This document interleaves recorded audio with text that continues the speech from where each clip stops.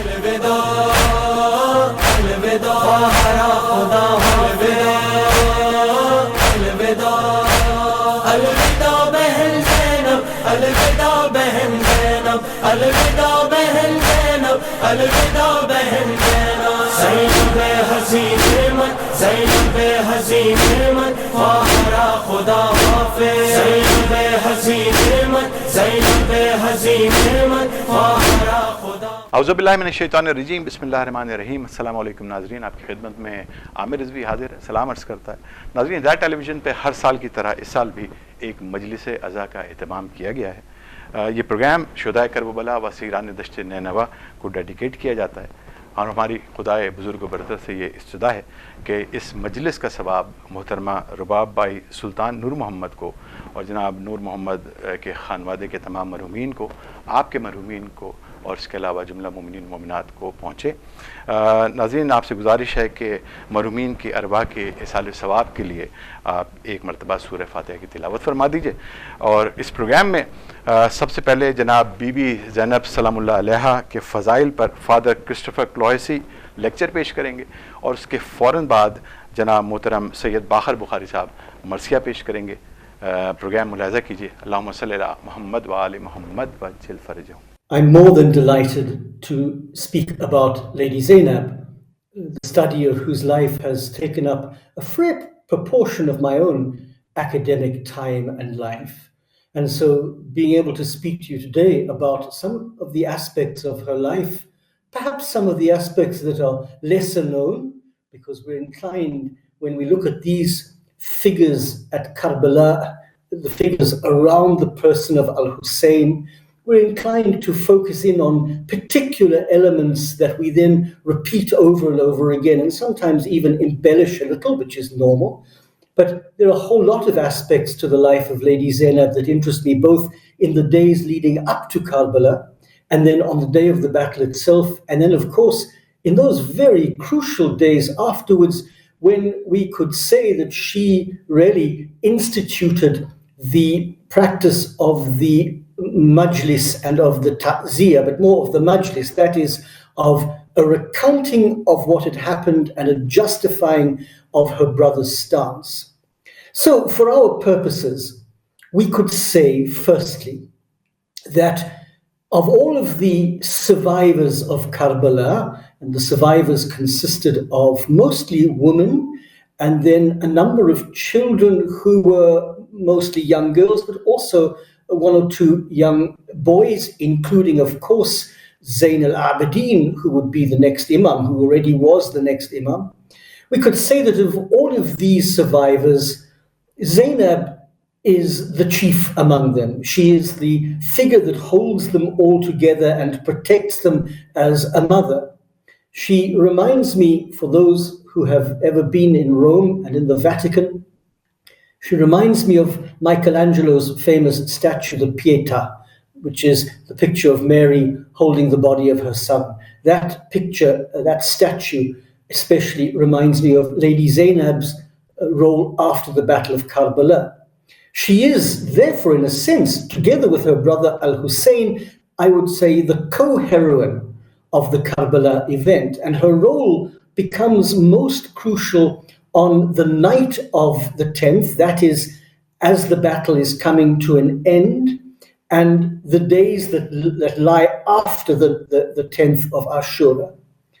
Within hours of the killing of Al-Hussein and his companions, the women of this now very isolated and inconsolable, but also vulnerable household, the people of the house, they find themselves led by this extraordinarily venerable woman.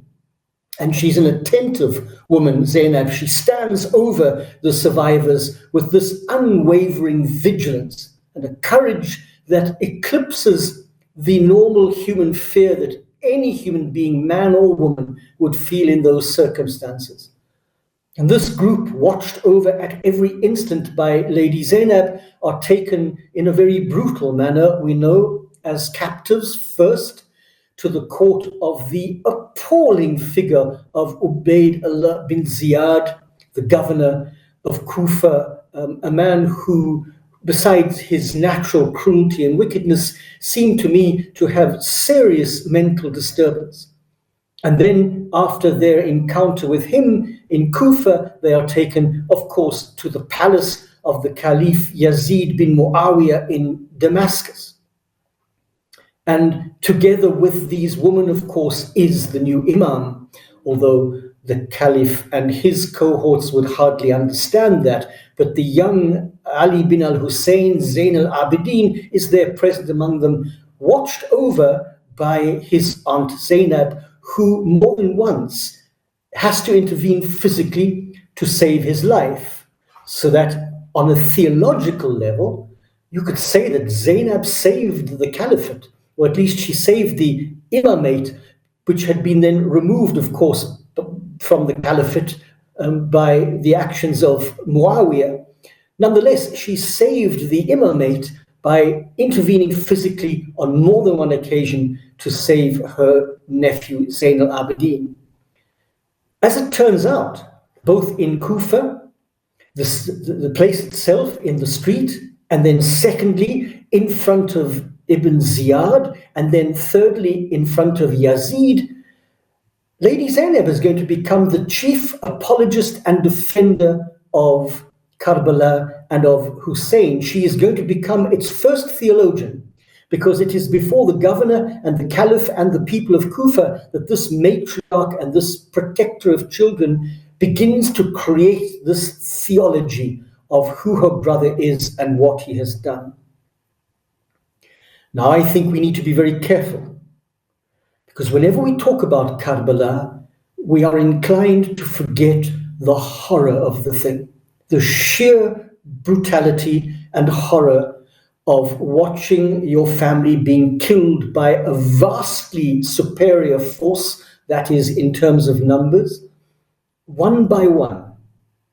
And along the way, in spite of this massive trauma that Lady Zainab has suffered, both physical and psychological, a trauma that ends with her seeing the headless bodies of her brother and his companions lying on the sands, unburied. Nonetheless, along the way, Zainab offers some discomforting and impassioned words in favor of the bodies of these men who she's left behind on the sands of Karbala. She starts in Kufa when they arrive there, exhausted, having been stripped of their coverings and their veils and put on camels. And there in the city of Kufa, there is an eyewitness. We have his name and we have his account. And he begins his account saying, "I saw Zainab, daughter of Ali, and by God, I have never seen such a modest person, never seen anybody more eloquent than her. It was," he said, "as if she spoke with the tongue of the commander of the faithful, her father, Ali." Zainab there in amidst this dreadful crowd of onlookers in Kufa, she motions them to silence, and when they have become silent, the text says, and when even the bells around the necks of the animals have stopped ringing, she begins to speak, and she makes the most devastating speech to these people of Kufa who had basically sold her brother out. They had allowed themselves to be bribed or to be dissuaded by the forces of Ibn Ziyad while al-Hussein was still on his way to Karbala. And her words are devastating. "You weep," she says to them, "you weep. Yes, by God, you had better weep. Weeping is the most appropriate thing for you now. You'd better weep a great deal and laugh very little. Already, as you stand here, you are beginning to feel the horror of the disgrace you have brought upon yourselves. And after this, you will never be able to wash the stain away by any type of ablution. How could you possibly," she says to them, "wash away the killing of the seal of the prophethood, the master of the youths of the people of the garden?" We're told by the same eyewitness that the people begin to lament when they hear her words. But it's too late, of course. It is through their inactivity or their greed or their laziness that al-Hussein has been killed. Now, I think that these speeches of Lady Zainab, first in the streets of Kufa, then the words she speaks before Ibn Ziyad, and then to a greater extent, this long protest she launches against the Caliph in his own palace, I think that in a very rudimentary sense, these words are the beginning of what would later become the Majlis genre. That is the sad gathering and sitting and lamenting and repeating the story of the journey to Karbala and the outcome of Karbala. And so it is that during the month of Muharram, perhaps already as the month is coming to an end, because we don't know exactly how long it took for the survivors to be brought from the field of Karbala finally to the palace of the Caliph. But there, as the month of Muharram is coming to an end and the month of Safar is beginning, Zainab, the daughter of Ali, the brother of al-Hussein, finds herself standing before the Caliph Yazid in his Damascus palace. And there she becomes his most vocal critic, speaking not behind his back, but face to face. I suppose it is really because of, in a sense, this lament, but also this political protest of Zainab, that Karbala has become so ingrained in the hearts and the lives and the imaginations of any Shia believer. If because al-Hussein's sacrifice has already written Karbala on people's hearts, I think it is the voice of Zainab, the compelling voice of Zainab in the halls of despots, in the halls of bullies, because bullies are not just found in school playgrounds. Bullies are found everywhere. They're found in our colleges and our universities and our schools. They're found in our homes and in our relationships. And Zainab stands in the courts of these bullies and these despots, in the streets and the gathering places of Kufa and Medina, and her words spoken in those places is the thing that has ingrained, I believe, Karbala on the hearts of so many other people. There's one famous elegy that says, there was no woman more eloquent than Zainab. When she spoke, people held their breaths. You could hear the fire of Ali's tongue in her words and her speaking. It's not hard to understand how she has become woven deeply and importantly so into the imagery and the language of Karbala. It's this role that interests me. She becomes the sort of decisive spokesperson for her brother's cause, because she's really the first to drive the Karbala moment into perpetuity, to drive it into history by moving the belief, if you like, the creed of her brother off the field of Karbala and into the palaces of Kufa and Damascus. In this sense, she not only completes al-Hussein's jihad, but becomes also his agent, almost, if you like, his deputy, through whom Karbala is going to become immortal and undying. That last address, those terrifying words that she speaks to Yazid, reproaching him and shredding him in his own palace by delineating the ethical and political issues that lead to Karbala. That speech continues, in a sense, even subconsciously, to buoy and to buttress the Shia and their fight for justice. She says to him, did you think for a moment, Yazid, did you genuinely believe, as you took us captive from all the regions of the earth, and as you drove us like cattle, herded like animals as prisoners, did you really believe for a moment that you possess power over us, and that in God's sight we are nothing and you are everything? Did you really believe for a moment that all of this has happened because of the importance and the loftiness of your rank? I am telling you now, who honored us with revelation, with the book, with the prophethood, you will never overtake us. You will never overtake our span of time. You will never, ever reach your objective of trying to erase our memory. That crucial legacy is for me her role as the catalyst, the starting point for the Majlis tradition, by which in lament and in bereavement, the foundational story of Shi'i Islam is retold over and over again, and Al-Hussein and his sacrifices embedded ever more deeply into the human memory and human psyche. Perhaps it's seen best of all by her demand in Damascus that the mourning rites be permitted. It was Zainab who carried the message and the tradition of rebellion against unjust authority to others. And it was those others who would then make memory possible, the memory of Ashura and of Al-Hussein's sacrifice. There's a marvelous poem by an Arab poet who speaks of Lady Zainab in this way. He says, she is touched by the shadow of purification. She is the reflection of holiness. She is the very aim of the Prophet, the voice and the embellishment of Ali, the prayer and the cloak of her mother, Lady Fatima, and the anguished cry of the heart of her brother Al-Hussein.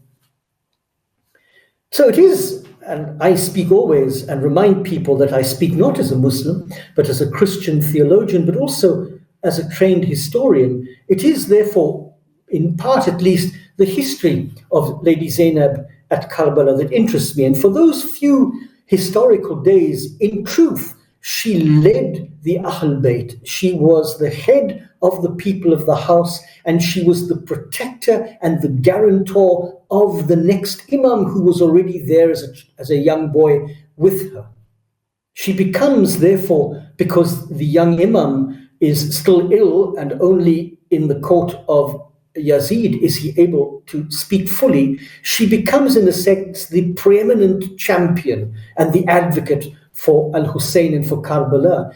Quite clearly, and I know this from my own research, her speeches and her actions are recorded by all the early Sunni historians. Now, this is in part because some of them are using Shi'i or proto-Shi'i texts like Abu Mikhnaf to recount the Maqtal, the story of Al-Hussein's death, but nonetheless, almost all of the early important Sunni historians, Al-Baladhuri and At-Tabari and others, keep the story of Lady Zainab, what she says and what she does, in their texts, so much so that Tabari records quite clearly her speech to the people of Kufa, and then even more importantly, her protest in the court of Ibn Ziyad.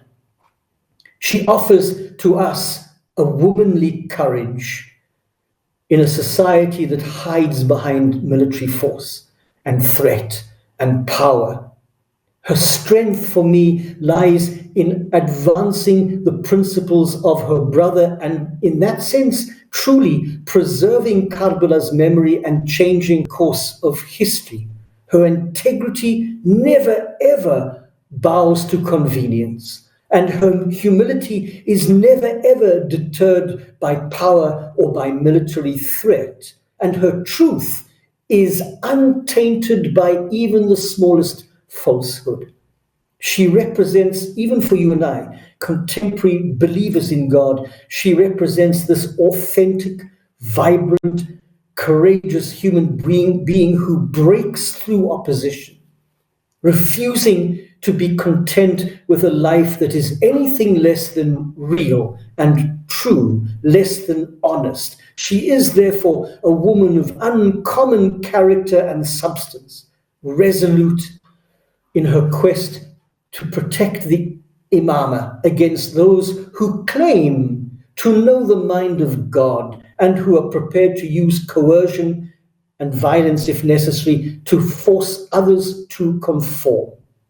Those who cannot tell God's will from their own, those who wear their certainty and assurance arrogantly like a cloak, the Zainab of Karbala leaves her fingerprints on every struggle, really, for justice, for authenticity, in every place and in all places where people, ordinary people, refuse to collude with corruption, refuse to refuse the willingness to sacrifice for a greater cause, people who are persistent in righteousness despite all the odds being stacked against them. Zainab, for me, and it's the reason that I, as a non-Muslim, have such devotion to her, she meets the needs of the hour, assuring devotees that they can face the future with strength and courage and confidence and conviction. I have read almost all of the Arabic texts, the chronicles, carried by both the Sunni and the Shia transmitters, recording these specific moments and incidences and words involving Lady Zainab, firstly in the days leading up to Karbala, then during the day of the battle itself, and then in those terrible days afterwards of loss and imprisonment and interrogation and humiliation before the would-be leaders of Islam. Quite clearly, the Zainab that is presented in the classical sources, quite clearly for me, grows in awareness of what is happening, grows in awareness, I think, of the outcome of the battle. It is my own opinion that when Lady Zainab set out for Karbala with her brother, she may not have clearly known at that moment that this was going to be the end. This was going to be the moment of his martyrdom. It seems to me to be a growing awareness as those first 8 or 9 days of Ashura pass by, because when she comes out onto the battlefield, 3 times in the midst of the fighting, we are told she looked like the sun rising. She exploded onto the battlefield. This was the new Zainab, fully aware now of what she was meant to do and fully aware of where all of this was leading. So there is, for me, an important growth in her character, as though God was preparing her in those first few days of Muharram for the very task for which He had created her. She remains always a human being, and like all of us, she is frail and she is frightened at times, because all of us experience that. If we were to remove Lady Zainab from that sphere of influence, we would lose all ability to model our lives on her. She is a human being like us, a woman and a wife and a mother who feels ordinary loss and grief and fear, and we see this fear and this grief in the days leading up to Karbala in a number of instances, but who at the end stands firm, courageous, and does not go against all that God has caused her to be. She's not some sort of supernatural superheroine. I think the key to her sanctity, her excellence as a model of piety, lies in a sense that she is weak, as we are, but then she is made strong to do the thing that she is meant to do. That weakness that is so prized in Shi'i theology.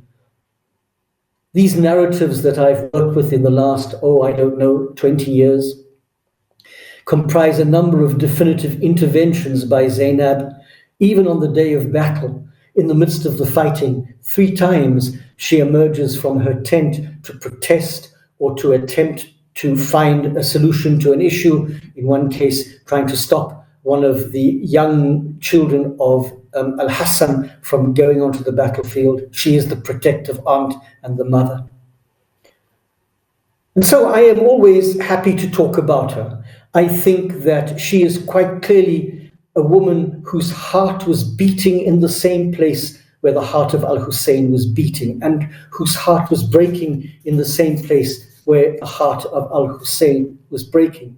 I genuinely believe that she can be for us, all of us, not just religious people, but even those who are not religious, a model of true heroism, but also a model of refusal to bend to convenience or to bend to an easier solution, a refusal to break even the slightest command of God in order that all of His commands might be perfectly kept.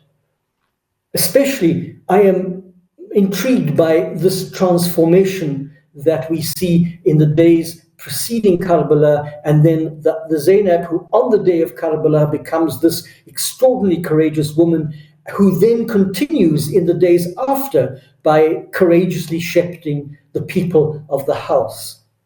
I'm convinced, for you and I who are believers, that God transforms people's lives in moments of need, in moments of crisis. In other words, people who have tried to live as faithful believers, obeying his commandments, that he, by his favor, by his will, is able to transform us to face a crisis of a moment. I never tire of saying to people that every single one of us, quite often actually, faces our own private Karbala. That there are moments in our lives where we have to make decisions, sometimes very lonely decisions, most often very difficult decisions, because none of us wants to be unpopular. None of us wants to be regarded as some sort of fanatic. None of us wants to lose friends or loved ones. And there come moments where we have to make moral decisions in our lives, even small daily moral decisions in our homes, our families, our marriages, which may seem so simple, but they are extraordinarily difficult to make. And I have no doubt that Lady Zainab is a model for us in these private moments of Karbala, where I am convinced, and I am convinced as a Christian believer, that God transforms us to make the right decision, hard and lonely as it is, because it's the decision that's pleasing to Him. So I hope and ask that Lady Zainab would intercede for all of us, and that she would continue by her intercession to make us bold in these difficult days we're living through, to faithfully keep all that God has asked us to keep and to do without ever compromising for our own ease or for the sake of those around us. Thank you for giving me this opportunity to speak about Lady Zainab to you, and every blessing to each of you in the days that lies ahead.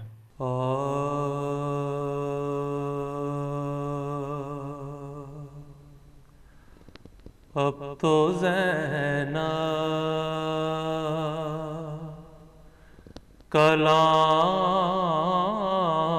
کلام کر مجھ سے، اب تو زینب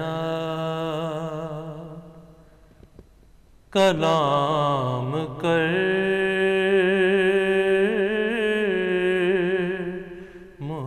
سے، آج بابا نے لوٹ جانا ہے،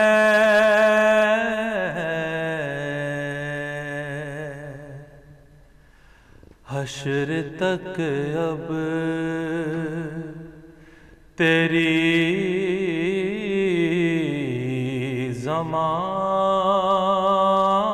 ضمانت میں، میرا مقصد میرا گھرانا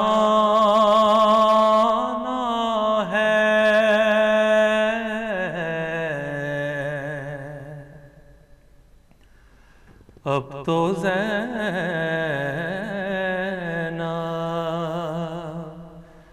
کلام کر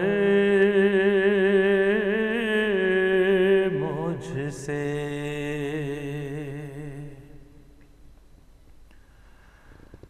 سب کے اشکوں کو پہنچنے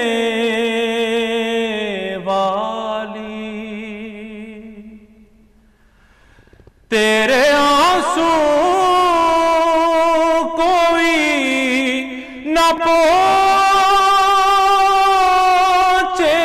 گا، تیرے آنسو کوئی نہ پہنچے گا،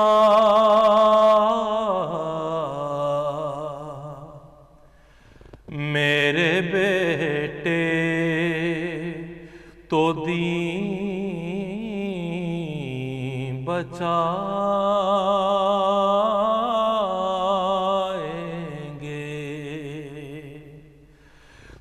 نے زینب اب انہیں بچانا ہے،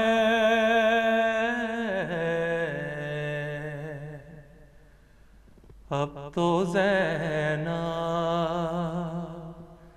کلام کر مجھ سے،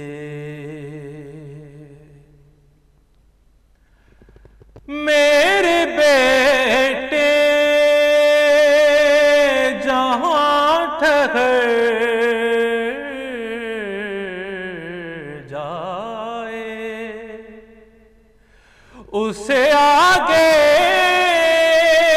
بھی ہے سفر تیرا، اسے آگے بھی ہے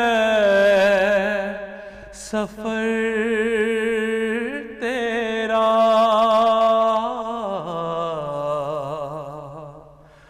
منتظر ان کی نوک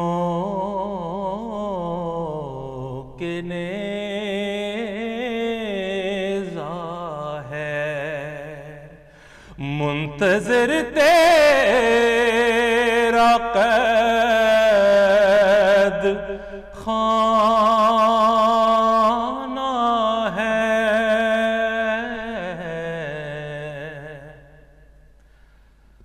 اب تو زینب کلام کر مجھ سے،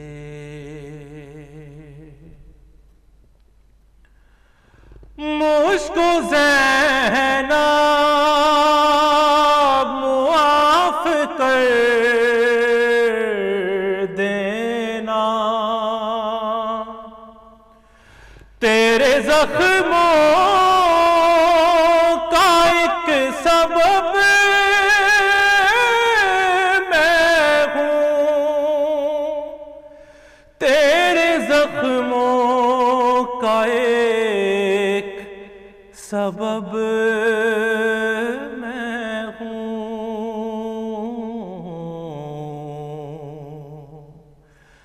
میری ہر ضرب کے بدلے شامیوں نے تجھے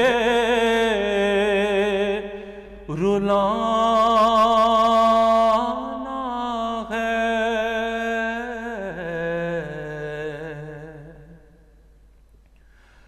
اب تو زینب